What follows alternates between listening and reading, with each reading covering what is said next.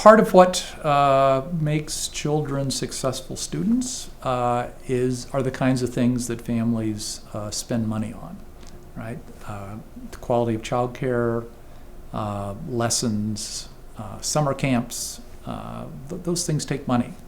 And if you look at the United States, at the gap between family expenditures on their children, families at the bottom are spending about $1,300 per child per year. Higher income families, $10,000 per child. It's an enormous amount, right? And if you think about in the face of this growing income inequality, it's just produced very dramatic differences at school entry in the kinds of reading skills that children have when they enter school and the kind of math skills that the students have.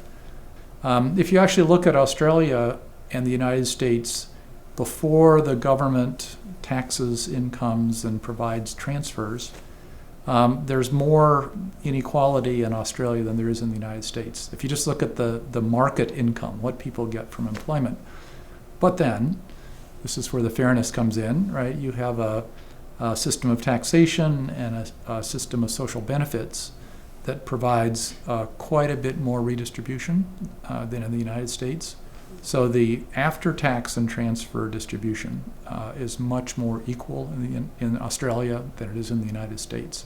And Americans, for better or for worse, are just less comfortable engaging in the kind of redistribution that Australia does.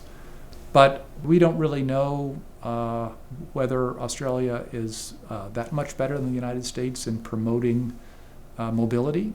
But there have been very substantial and very successful efforts to access administrative data of various sorts. It's very tricky because, above all, you want to preserve the confidentiality of the people whose records are being accessed.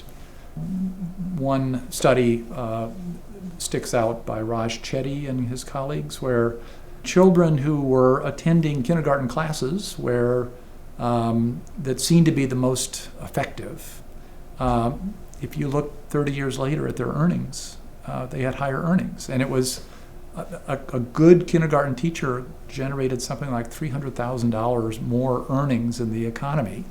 It's almost an unbelievable result. It was very carefully done, but it absolutely required information about children in school, coupled with information from the Internal Revenue Service in the United States showing the earnings. So the Life Course Center is an enormous opportunity for social and behavioral science in Australia.